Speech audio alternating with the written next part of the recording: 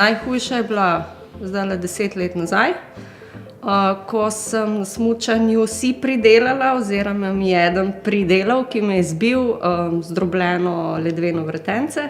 Dejansko mi manjka en vretenec, pač imam nadomestek oziroma vsadek vretenca. 3 vretence imam sešravfana skupaj, ampak načeloma, če redno vadim, me ne moti. Imela sem tudi poškodbo strganega erektorja, mišice v hrbtu. Sanirali smo tako, da sem v bistvu s postopnimi vadbami spet začela delati, da se je zadeva zacelila in zdaj v bistvu ni nobenega problema več.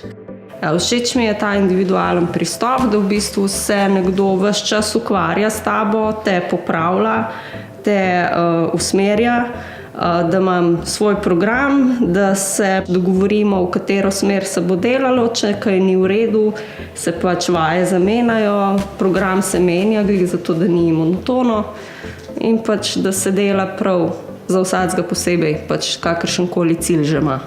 Razlike so, da sem predelala enih 12 kil mišične mase, ker pač smo se odločili, da bomo delali v to smer. Tudi oblika telesa je čisto drugačna, kondicija je boljša, tudi v vsakdanjem življenju so stvari bolj enostavne, križ me ne boli več, kar je bil prej problem zaradi sedenja v službi.